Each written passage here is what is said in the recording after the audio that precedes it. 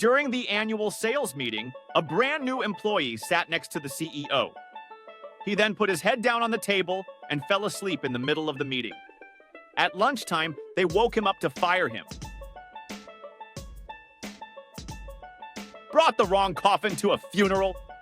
Someone else had to rush to the cemetery with the correct body, and thankfully, they arrived just in time for the viewing. A coworker once landed a plane at the very edge of the runway, right at the starting point. He cracked one of the landing gear legs and bent a turbine blade in the engine. The absent-minded old fool didn't report the damage or log the incident. He just parked the plane and walked off. The next crew didn't notice the damage since it wasn't obvious. They flew the plane and experienced a series of bizarre issues with the port engine.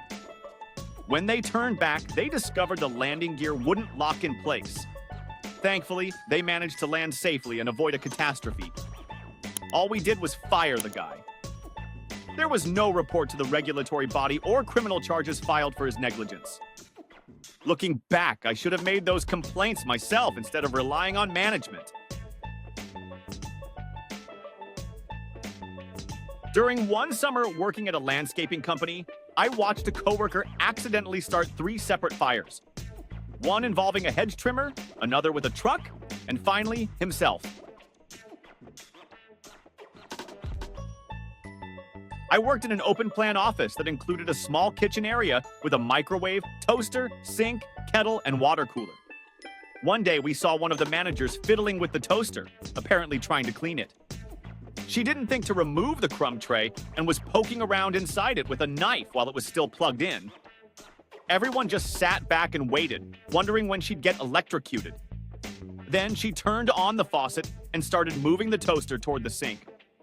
Someone finally stepped in to stop her. You'd think this was just someone being a bit clueless, but she was the health and safety officer for the building.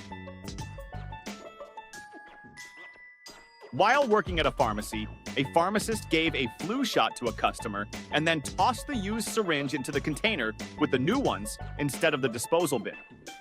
Later, another pharmacist reached for a new syringe and accidentally got pricked with the used one.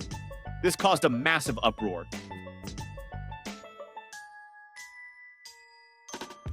Almost left a child behind on a field trip.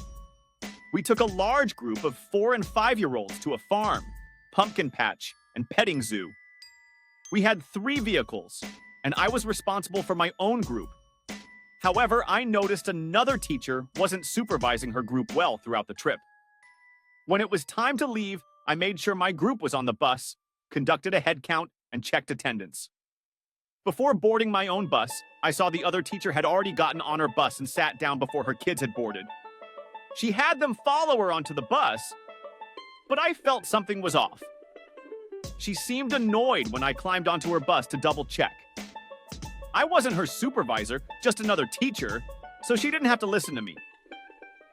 She said something like, "We're all set, let's go." Without responding, I quickly counted her students. As I suspected, one was missing. I left the bus and went to find the child myself. He was still playing on the playground with kids from another school. When I brought him back to the bus, the other teacher blamed the child, saying he wandered off. But in reality, she was the one who had left the playground without him. She was furious when I reported the incident to the administration.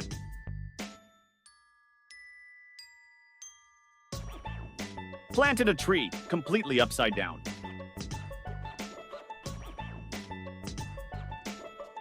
At a Petco, all the guinea pigs were kept in a large plexiglass enclosure divided down the middle. The males were on one side and the females were on the other. An employee decided to organize the guinea pigs by hair length instead, putting all the long-haired ones on one side and all the short-haired ones on the other. It took a long time to separate them again, and by that point, every female guinea pig was pregnant.